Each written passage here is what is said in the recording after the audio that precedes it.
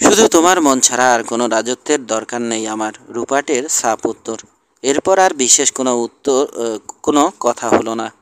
প্রতি মাসে একটা ভোজ উৎসব হয় টামানগরে। সে সময় বাধ্যতামূলকভাবে বক্তব্য রাখতে হয় রূপার্টকে। সুযোগটা খুব ভালোভাবে কাজে লাগাচ্ছে ও। কোনো ধর্মের কোনো ধর্মের উল্লেখ না করেই প্রচার করছে নিজের বিশ্বাস। ওর একনিষ্ঠ প্রচেষ্টায় কেটে যাচ্ছে ধর্মের বিভ্রান্তিমূলক ধোঁয়াশাগুলো। এক সন্ধ্যায় এমনই এক বক্তৃতা দিচ্ছে রূপাট।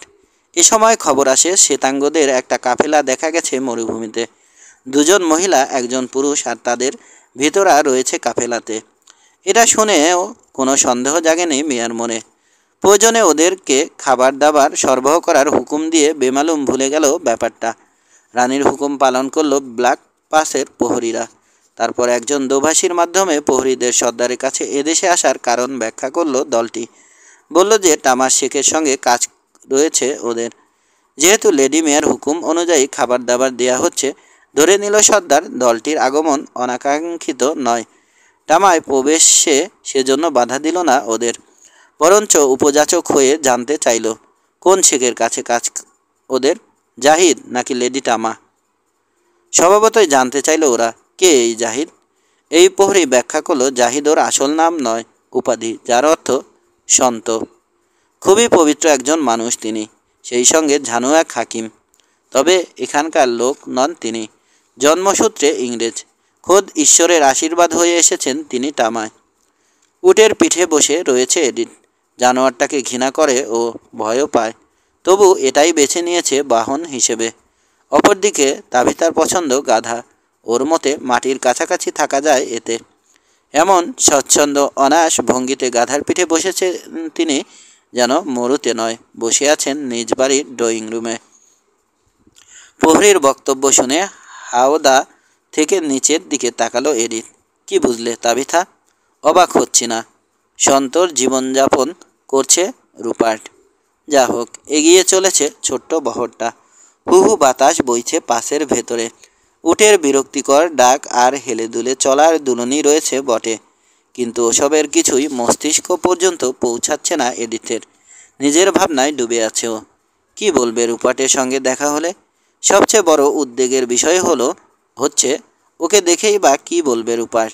শেষবার বিদায় নেয়ার সময় বলে গেছে ঘৃণা করে ওকে, আঙুলের ডগা দিয়েও স্পর্শ করবে না এ জীবনে। একটা মোড় নিল কাফিলা। সঙ্গে সঙ্গে ওদের নজরে এলো বড়সড় এক মন্দিরের ধ্বংসাবশেষ। তারপরই চোখে পড়ল সারি সারি খেজুর গাছের বিশাল ঘেরের ভেতর পূবদেশীয় আদলে গড়ে তোলা শহরটা। গাইডের নির্দেশ অনুযায়ী নেমে পড়ল ওরা। ততক্ষণে পেছন থেকে দোভাষীকে নিয়ে পৌঁছে গেছে ডিক। এই অভিযানে ওকে আমন্ত্রণ জানায়নি কেউ।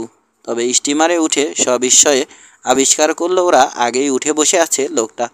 প্রশ্ন করতে বলল, নিজ চোখে দেখে নিশ্চিত হতে চায় বেঁচে আছে রূপার্ট। মন্দিরের ভেতর দিকে নিয়ে যাওয়া হলো ওদের। যেখানটায় দাঁড়ালো চার্চের সাইড চ্যাপেলের মতো ওটা। কলামের ছায়ায় থাকায় তুলনামূলক অন্ধকার, সেজন্য কারো চোখে ধরা না দিয়েই দেখতে পাচ্ছে সামনের দৃশ্য।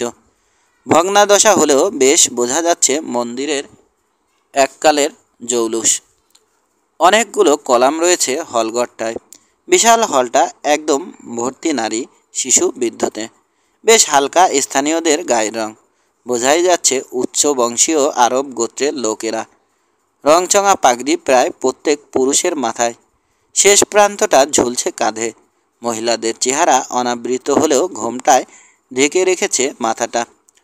খানিক উঁচু একটা প্ল্যাটফর্ম রয়েছে হলের শেষ প্রান্তে।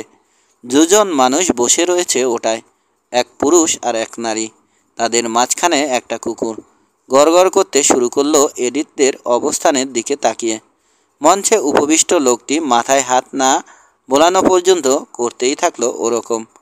ভালো করে তাকাতেই বুঝতে পারল এডিথ অত্যন্ত সুন্দরী মহিলাটি, যদিও এমন চেহারার কাউকে কখনো দেখেনিও।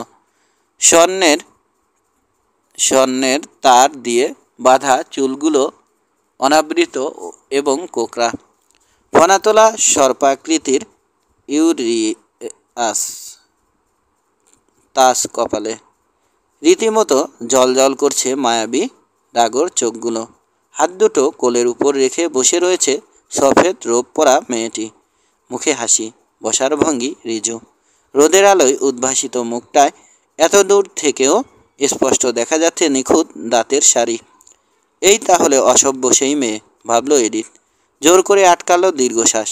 পাশে বসা লোকটির দিকে তাকিয়ে কিছু একটা বলছে মেয়েটি। এমনভাবে বসে আছে ওরা, ঠিক যেন স্বামী স্ত্রী।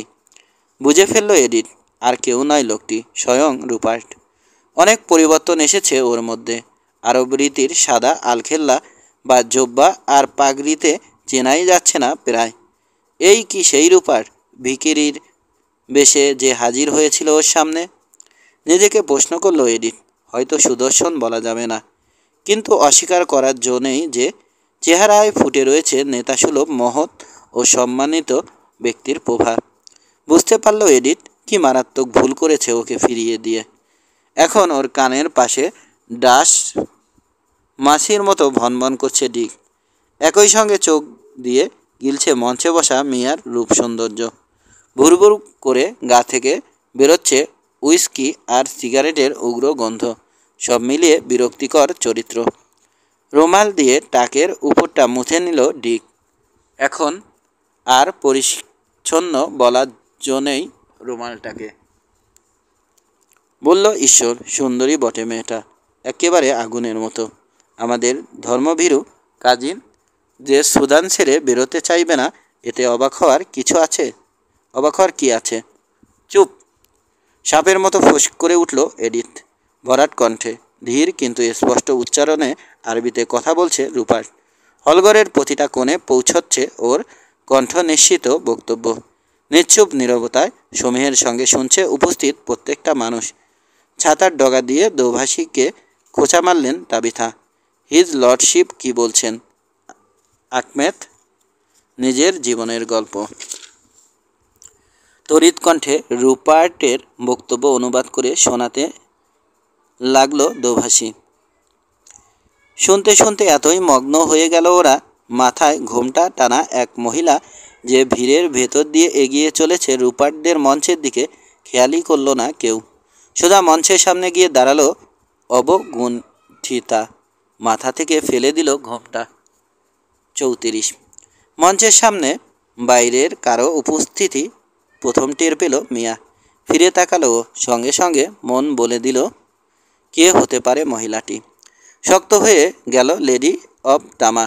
ইংরেজিতে বলল, আগন্তুক, অনুমতি না নিয়ে এসেছেন আমার বাড়ি। কে আপনি? কি চান? রুপার্টও ফিরে তাকালো এবার। সঙ্গে সঙ্গে মাথাটা চক্কর দিয়ে উঠল ওর। ভয় আর কষ্ট মিলে যেন আঁকড়ে ধরল হৃৎপিণ্ডটাকে। শীতল ঘাম দেখা দিল কপালে। লেডি ডেভান আমি। মিয়ার প্রশ্নের জবাবে বলল এডিথ, এসেছি তোমার পাশে বসে থাকা আমার স্বামীকে নিয়ে যেতে। নিজেকে ফিরে পেল রুপার্ট। জানতে চাইল, এখানে কেন এসেছো এডিথ? কেন তা শুনেছ, তোমার উত্তর কি? জবাব দিতে পারল না রুপার্ট। অবাক চোখে ঘটনা গিলছে জনতা। জোরালো গুঞ্জন উঠেছে হলঘরে। এইমাত্র শুনেছে ওরা রুপার্টের জীবন কাহিনী। আন্দাজ করতে পারছে কি ঘটছে এখন। সমস্বরে বলতে লাগলো, জাহিদকে ছাড়বে না ওরা, দরকার পড়লে রেখে দেবে বন্দি করে। বলতে বলতে হিংস্র দৃষ্টিতে তাকাতে লাগলো কাফেলার দিকে। ওদের বক্তব্য অনুবাদ করে শোনালো আহমেদ। পরিস্থিতি বুঝে তড়িৎ এগিয়ে এলো ডিক। চলে আসতে বলল এডিথকে। একমাত্র তাবিথাকেই দেখা গেল পুরোপুরি নির্বিকার। জনতার জবাব তো শুনলে। এডিথকে বলল রুপার্ট, কি করবে এখন? সিদ্ধান্ত তোমার। চলে যান আপনারা, তর্পে উঠল মিয়া। উঠ, খাবার দাবার যা চান দিয়ে দেব। চাইলে এখনই রওনা হয়ে যেতে পারেন। কিন্তু গো ধরল এডিথ, থাকবে এখানে। মনে আসা হয়তো মত বদলাবে রুপার্ট। শহর থেকে 2 মাইল দূরে তামার প্রতিরক্ষার অংশ হিসেবে তৈরি করা বেশ বড়সড় একটা ঘর দেয়া হয়েছে তাবিথা আর এডিথকে। পর্যাপ্ত খাবার সহ প্রয়োজনীয় সব কিছুর ব্যবস্থা রাখা আছে ঘরে। একই ব্যবস্থা ডিকের জন্য, তবে ওর ঘরটা তাবিথাদের থেকে 500 গজ দূরে, ছোট তুলনামূলকভাবে। 2 ঘরের বাসিন্দাদের জন্যই রাখা হয়েছে পর্যাপ্ত প্রহরীর ব্যবস্থা। রাত নেমে গেছে। চাঁদের আলোয় অপরূপ ও রহস্যময়ী হয়ে তাবিথার চোখে ধরা দিয়েছে বালির সাগর। চুপচাপ সেদিকে তাকিয়ে উপভোগ করছেন রাতের সৌন্দর্য। বসে রইলেন অনেকক্ষণ, তারপর মন দিলেন প্রার্থনায়। কিন্তু ওসবের দিকে তাকানোর মতো মন বা প্রার্থনার ধৈর্য কোনোটাই নেই এডিথের। রাতের খাওয়া শেষ হতেই চলে এলো বারান্দায়। সকালে ঘুম থেকে উঠে দূত মারফত জর্জের লেখা একখানা চিঠি পাঠালো রুপার্টকে, সঙ্গে উকিলদের চিঠিও। 1 ঘন্টার মধ্যেই ফিরে এলো দূত। রুপার্ট নয়, মিয়ার বার্তা এনেছে। চিঠির সারমর্ম, দুপুরের খাবার খেতে মিয়ার ওখানে গিয়ে এডিথটা যেন সম্মানিত করে ওকে। শহরে পৌঁছে দেখা গেল নিজ বাড়ির বারান্দায় মোটামুটি বড়সড় একটা জটলার সামনে বসে আছে রুপার্ট। উপস্থিত সবারই রয়েছে কোনো না কোনো অসুস্থতা। অসুস্থ বাচ্চা কোলে মহিলাও রয়েছে কয়েকজন। ওদের দেখেই হাসি মুখে হাত নাড়ল রুপার্ট। একটু অপেক্ষা করো, কাজ প্রায় শেষ। আর একটু দূরে দাঁড়ালেই ভালো করবে তোমরা। ছোঁয়াচে রোগী আছে কিছু। সঙ্গে সঙ্গে উট চালিয়ে খানিক দূরের এক গাছের ছায়ায় চলে গেল এডিথ আর এদিক। তবে তাবিথা গেলেন না, বরং নেমে পড়লেন গাধার পিঠ থেকে। সোজা চলে এলেন রুপার্টের কাছে। মুহূর্ত পর দেখা গেল রুগীদের ব্যান্ডেজ বাঁধতে আর ওষুধ দিতে সাহায্য করছেন যুবককে। দেখলে, ডিককে বলল এডিথ, নির্ঘাত কোনো ছোঁয়াচে রোগ নিয়ে ফিরবে তাবিথা। আর রুপার্টই বা কী? এই অসভ্যদের মধ্যে কে বলেছে ওকে ডাক্তারি ফলাতে? ওরা বলে ডাক্তারিতে নাকি মারাত্মক আগ্রহ রুপার্টের। উটে চেপে মাইলের পর মাইল চলে যায় রুগী দেখতে। হাতও নাকি ভালো। এ কারণে খুব পছন্দ করে ওকে এখানকার লোকেরা। প্রশংসার ছোঁয়া গোপন রইল না ডিকের কণ্ঠে। তুমিও তো 2 বছর ডাক্তারি পড়েছ, তুমি যাচ্ছ না কেন? কি ঠেকা পড়েছে আমার? একটু পরে দেখা গেল গাধার পিঠে চেপে এগিয়ে আসছে রুপার্ট। পাশে পাশে হেঁটে আসছেন তাবিথা। আগের আলখেল্লাটা বদলে ভালো করে ধুয়ে এসেছেন হাত পা। ওদের সামনে এসেও গাধার পিঠ থেকে নামল না রুপার্ট, তবে বাউ করে হাত বাড়িয়ে দিল এডিথের দিকে। ডিকের সঙ্গেও কদ্দমন করল। তারপর এডিথের উদ্দেশ্যে বলল, ক্ষমা সুন্দর দৃষ্টিতে দেখো আমার অক্ষমতা। পঙ্গু আমি, নামটা কঠিন আমার জন্য। নতুন আরেকটা পা তো গজানো সম্ভব নয়, আর নকল পাও পাওয়া যায় না এই এলাকায়। একটা অবশ্য আনিয়েছিলাম, কিন্তু ওরা মনে হয় ভুল করে কোনো মহিলার জন্য বানানো জিনিস পাঠিয়ে দিয়েছে আমাকে। পড়তে পারিনি ওটা। এখন এক ভিক্ষুকের সৌন্দর্যবর্ধন করছে পাটা। হেসে ফেলল এডিথ। সবাই একসঙ্গে খাবে বলে তোমাদের জন্য অপেক্ষা করছে মিয়া। চলো যাওয়া যাক। নোটটা পেয়েছিলে? অন্য চিঠিগুলো? পেয়েছি। কিছুক্ষণ বাদেই ওদের দেখা দিল মিয়া, শ্বেত শুভ পোশাক পরনে। পূব দেশীয় কেতায় স্বাগত জানালো হাসি মুখে। 35। এরপর প্রায় প্রতিদিনই দেখা সাক্ষাৎ হতে থাকলো ওদের। মিয়ার সঙ্গে দারুণ ভাব হয়ে গেছে তাবিথার। বোঝার চেষ্টা করছেন মহিলা। কি ঝড় চলছে লেডি অফ টামার মনের ভেতর, কিন্তু ওসব নিয়ে মুখ খোলে না কেউ। রুপার্টের সঙ্গে যতটা বেশি সম্ভব সময় কাটানোর চেষ্টা করে এডিথ, কিন্তু সমস্যা হচ্ছে এত কিছুর পরেও কোনো প্রকার সাড়া পাচ্ছে না লোকটার তরফ থেকে। খুবই ভদ্র ও বিনয়ী মানুষ রুপার্ট, কিন্তু ভালো করেই বুঝতে পারছে এডিথ, বিনয় আর সৌজন্য দেখালেও কোনো উষ্ণতা তৈরি হয়নি ওদের সম্পর্কে। সামান্যতম গলেনি দুজনের মাঝে দাঁড়িয়ে থাকা বড় পাঁচিল। বরং এই বিনয়কে ব্যবহার করেই নিজেকে ঘিরে দুর্ভেদ্য খোলস তৈরি করছে রুপার্ট। 14 দিন হয় টামায় রয়েছে ওরা। গত দিন পর্যন্ত ঘোড়ায় চেপে রুপার্টের সঙ্গে সঙ্গে ঘুরেছে এডিথ। যদিও ভীষণ ভয় পায় প্রাণীটাকে, তারপরও প্রকাশ করেনি সেটা। বীজ না কলম কোনটা থেকে খেজুর গাছ জন্মায় জানার কোনো আগ্রহ নেই ওর। তা সত্ত্বেও ঘন্টার পর ঘন্টা কাটিয়েছে রুপার্টের সঙ্গে। আজ আর বেরোয়নি এডিথ। গরম আর পথশ্রমের ক্লান্তির কথা বলে রয়ে গেছে ঘরে। রুপার্টের মন থেকে মিয়ার অবস্থান আদেও টলাতে পারবে কিনা চিন্তা করতে গিয়ে ঝরঝর করে অশ্রু নেমে এলো ওর চোখ দিয়ে। পাতলা কাঠের দেয়াল ভেদ করে তাবিথার কানে পৌঁছে গেল কান্নার শব্দ। ছুটে এলেন তিনি। জানতে চাইলেন, কি হয়েছে?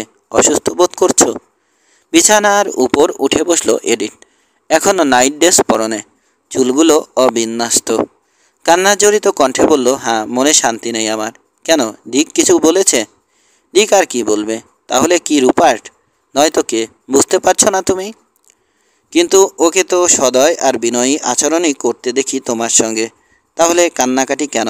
হ্যাঁ, বিনয়ীও, কিন্তু বিনয় বা দয়া চাই না আমি। কি চাও তাহলে? ভালোবাসা। বলতে গিয়ে আবার এদিতের গাল বেয়ে নেমে এলো অশ্রুধারা। তামার বুকে কেবল এডিথই কষ্ট পাচ্ছে না আজ রাতে। নানান আগুপিছু ভেবে ব্যথিত ভারাক্রান্ত হয়ে আছে রুপার্টের মনও। ভালো মতন উপলব্ধি করতে পারছে ও মেয়েটার ভেতরের পরিবর্তনটা। বুঝতে পারছে অতীতের কৃতকর্মের জন্য সত্যিই অনুতপ্ত ওর স্ত্রী। কিন্তু সাংসারিক জীবনে প্রবেশ করার কথা চিন্তাও করতে পারছে না রুপার্ট। নানান কিছুর সঙ্গে জড়িয়ে গেছে এতদিনে। জনগণের দাবি রয়েছে ওর প্রতি, সেটা না হয় কোনোভাবে এড়ানো গেল। কিন্তু মিয়াকে অগ্রাহ্য করবে কি করে? স্রেফ ওর জন্য স্বাভাবিক জীবনযাপন থেকে হাসি মুখে সরে এসেছে মেয়েটা। শুধুমাত্র ওরই জন্য অগ্রাহ্য করেছে রাজকীয় জীবন। অম্লান বদনে রুপার্টের সঙ্গে দাঁড়িয়ে সেবা করছে রোগীদের।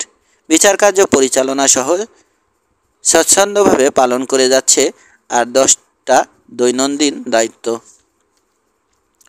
এখন একে ফেলে কিভাবে চলে যায় ও? নিশ্চিত জানে মেয়াকে ছেড়ে গেলে সেফ মারা যাবে মেয়েটি। মরিয়া হয়ে বাইবেলের পাতায় পাতায় পথের দিশা খুঁজে চলল রুপার্ট, কিন্তু সাহায্য পেল না কোনো। ওদিকে পরিস্থিতির আগবাকের উপর তীক্ষ্ণ নজর রাখছে ডিক। যে সম্পদের মোহ ও করেছিল এখন তার পাওয়ার সম্ভাবনা নেই। এডিথই একমাত্র ব্যক্তি যার পরোয়া করত ও, কিন্তু সেও তো হাত থেকে ছুটে গেছে প্রায়। সেই সঙ্গে ফসকে গেছে ওর সমস্ত ধন সম্পদ। এটাও এখন স্পষ্ট যে ঘৃণা করে ওকে মেয়েটা। তবে সত্যি বলতে এত কিছুর পরেও আশা ছাড়েনি ডিক। এখন পর্যন্ত সব কিছু পাচ্ছে বটে রুপার্ট, কিন্তু ওর একটা কিছু হয়ে যেতে কতক্ষণ। আর রুপার্ট মারা পড়লেই তো কেল্লা ফতে। রাজত্ব ও রাজকন্যা দুটোই ফিরে আসবে ওর কাছে। কিন্তু তেমন কিছু ঘটার আলামত দেখতে পাচ্ছে না ও। কাজেই অপেক্ষায় রইল ভবিতব্যের দিকে তাকিয়ে। 36 কজন নেটিভ লোককে ভাড়া করেছিল ডিক ফুড ফরমাস খাটা ও এদিক ওদিক যেতে গাইড হিসেবে ব্যবহারের জন্য। তাদের একজন হঠাৎ একদিন অসুস্থ হয়ে পড়ল। গা কাঁপিয়ে জ্বর এসেছে, সেই সঙ্গে নার্ভাস ব্রেকডাউনের মতো অবস্থা। একদিন না যেতেই দেখা গেল ফুলে উঠছে সমস্ত অস্থি সন্ধি। ধারণা করল ডিক মারাত্মক রূপ নেবে সমস্যাটা, কিন্তু ওকে অবাক করে দিয়ে ধীরে ধীরে সুস্থ হতে লাগলো লোকটা। একদিন একান্তে রুপার্টের কাছে 3 লাখ পাউন্ড দাবি করে বসলো ডিক লারমার। টাকাটা পেলেই নাকি বিরক্ত করবে না কোনো দিন। শান্ত কণ্ঠে বলল রুপার্ট, যদি না দিই? এটা দেখেছ? বলে নিজের পিস্তলটা দেখালো ডিক। খবরদার, নিজের প্রাণের সামান্যতম মায়া থাকলে বের করো না ওটা। নজরবন্দি আমরা। দ্বিতীয় গুলি ফোটার আগেই ধর থেকে কল্লা বিচ্ছিন্ন হয়ে যাবে তোমার। চলে যাও এখান থেকে। গনগনে আগুন বুকে নিয়ে ফিরে এলো ডিক। মনে এখন একটাই চিন্তা, প্রতিশোধ। ও ঘরে ফিরতেই এক লোক এসে জানালো ভৃতদের একজন খুব অসুস্থ। জানালা দিয়ে দেখলো তাকে ডিক। মুহূর্তেই বুঝে ফেলল পেলেক ধরেছে বেচারাকে। সঙ্গে সঙ্গেই মনে চলে এলো প্রতিশোধের নিখুঁত পরিকল্পনা। কাগজ কলম নিয়ে চিঠি লিখলো ও রুপার্টকে। তোমার সাহায্য প্রয়োজন। খুব অসুস্থ হয়ে পড়েছে আমার এক লোক। সময় করতে পারলে দেখে যেও ওকে। যে ভীত সেরে উঠেছে তার হাতে দিল ডিক চিঠিটা। বলল সকালে যেন পৌঁছে দেয়া হয় জাহিদের হাতে। একই সঙ্গে নিজের লোকদের হুকুম করল সকালেই যেন টামা ছেড়ে বেরোনোর সমস্ত জোগাড় যন্ত্র নেওয়া হয়। পরদিন অসুস্থ লোকটার অবস্থা অপরিবর্তিত দেখে রওনা হয়ে গেল ডিক। যথারীতি খবর পেল রুপার্ট। 7টা নাগাদ বলল ঘোড়া প্রস্তুত করতে। ততক্ষণে ওর সঙ্গে দেখা করতে চলে এসেছে মিয়া। জানতে চাইল কোথায় যাচ্ছ এত সকালে?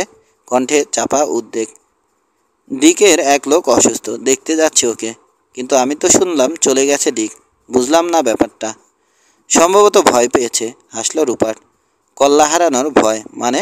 কিছু না, বাদ দাও। আচ্ছা দিলাম, আমি আসি সঙ্গে? ঠিক হবে না সেটা। এখনও জানি না কি হয়েছে লোকটার। ঝুঁকি নেওয়া উচিত হবে না তোমার। চিন্তা করো না, তাড়াতাড়ি ফিরে আসবো আমি। টকটকে লাল হয়ে উঠেছে চোখ দুটো। জিভটাও কালো, ফুলে উঠছে অস্থি সন্ধি। 106 ডিগ্রি জ্বর গায়ে, ঘুমায় চলে যাচ্ছে ডিকের ভিত্ততে। পালস প্রায় পাওয়াই যাচ্ছে না। এমন কেস আর কখনো পায়নি রূপার। মাথায় আসছে না কি করবে। শেষমেশ সিদ্ধান্ত নিল কুইনাইন দেবে। তখনই চোখ পড়ল টেবিলের উপর পড়ে থাকা খোলা বইটার দিকে। ডাক্তারি সংক্রান্ত বই ওটা। যে পাতাটা খোলা সেটার শিরোনাম প্লেগ। পরে লক্ষণ যা পেল হুবহু মিলে গেল অসুস্থ লোকটির সঙ্গে। প্রহরীকে ডেকে পাঠালো রূপার। ঘিরে ফেলা হলো জায়গাটা, করা হলো করণীয় সব কিছু। ওদিকে খারাপই হচ্ছে আক্রান্তের অবস্থা। ঘন্টা 2 পেরোনোর আগেই ঢলে পড়ল মৃত্যুর কোলে। লোকটাকে কবর দেওয়ার পর এডিটদের সতর্ক করতে গেল রূপার। দেখা হয়ে গেল তাবিথার সঙ্গে। সাদা একটা ছাতার তলায় বসে আছেন মহিলা। সব বলল তাকে রূপার, তবে খুব একটা সতর্কতা দেখা গেল না তাবিথার মধ্যে। 37। কাকে ভালোবাসো তুমি, স্ত্রী না আমাকে?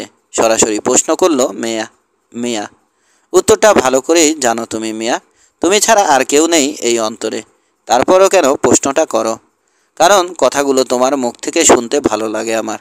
তবে একদিকে প্রেম আর অপর দিকে আইন আর ধর্ম। কে জিতবে, ধর্ম নাকি ভালোবাসা? তুমিই পরামর্শ দাও মিয়া। উপরের দিকে তাকালো লেডি অব দ্য টামা। কিছু বলার শক্তি খুঁজল যেন। ধর্ম আর আইনের রাস্তায় বাধা হব না তোমার। তবে জানি আইনের চেয়ে প্রেম বড়। ধর্ম কি সেটাই শেখায় না আমাদের? ব্যাপারটা কি দাঁড়ালো তাহলে? এই মহিলা আগে খুব খারাপ আচরণ করেছে তোমার সাথে, কিন্তু আজ সে অনুতপ্ত। এক্ষেত্রে কি বলছে আমাদের পবিত্র গ্রন্থ? কারো বিচার করতে যেও না, তাহলে তুমিও বিচার পাবে না। বলতে চাইছি মহিলা যেহেতু অনুশোচনায় ভুগছে, সেক্ষেত্রে ধরতে হবে তোমাদের মাঝে বৈবাহিক সম্পর্ক এখনও বিদ্যমান। মানে তোমায় ছেড়ে চলে যেতে হবে আমাকে? ফিসফিসিয়ে কিন্তু রুক্ষ কণ্ঠে নিজেকেই যেন শোনালো রূপার। হ্যাঁ, আইন তো তাই বলে। তাহলে তোমার কি হবে? আমার যা হয় হোক না।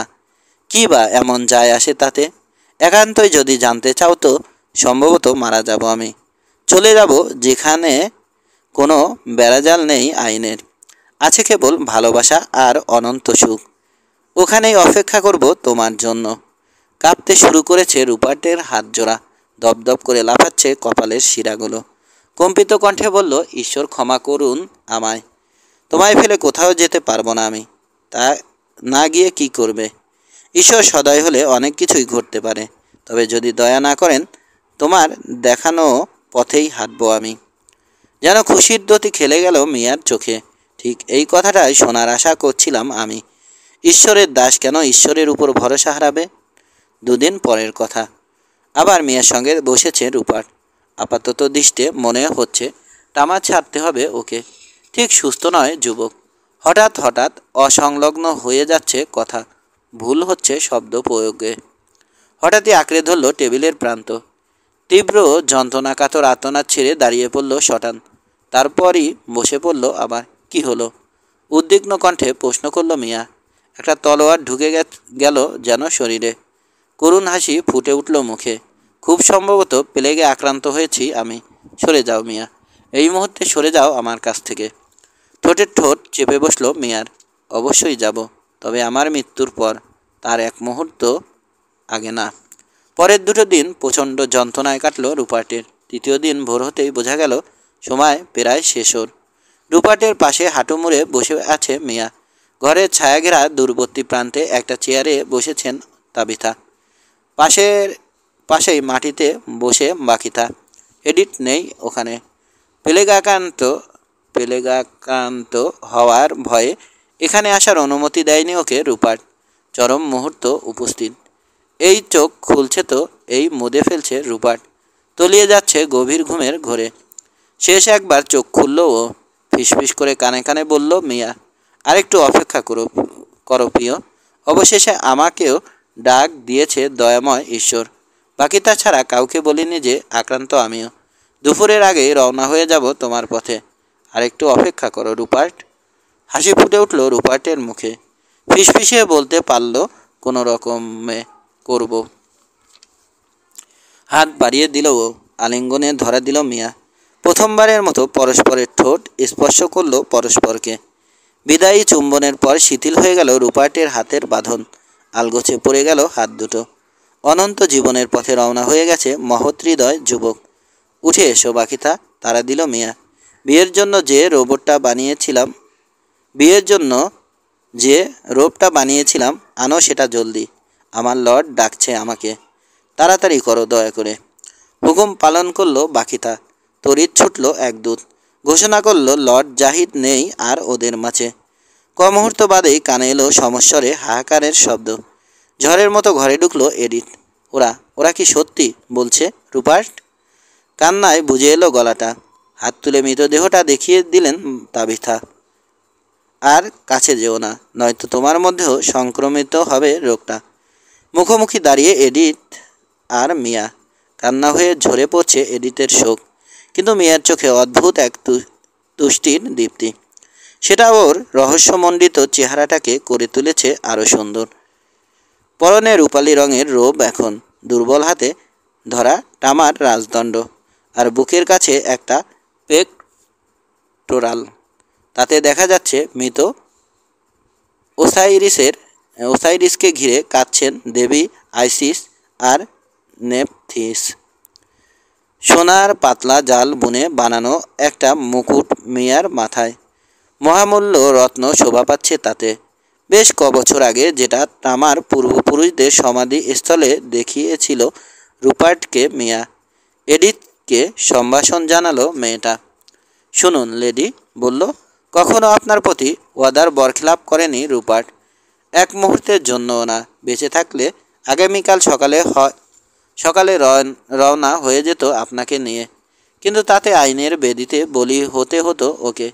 রুপার্ট বা আমি কেউই চাইনি সেটা, তাই আশ্রয় প্রার্থনা করেছিলাম ঈশ্বরের কাছে। আমাদের প্রার্থনা শুনেছেন তিনি। রুপার্টকে যে কাউচে শুইয়ে রাখা হয়েছে রীতিমতো কষ্ট করে, টলমল পায়ে সে পর্যন্ত যেতে পারল মিয়া। তারপর সবার চোখের সামনে পড়ে গেল টলে উঠে, মারা গেছে লেডি অফ টামা। সেই সঙ্গে অবসান ঘটল অসামান্য এক প্রেম কাহিনীর। না, ভুল হলো বোধহয়। যুগ যুগ ধরে অক্ষয় হয়ে থাকবে তা মানুষের মুখে মুখে। সমাপ্ত।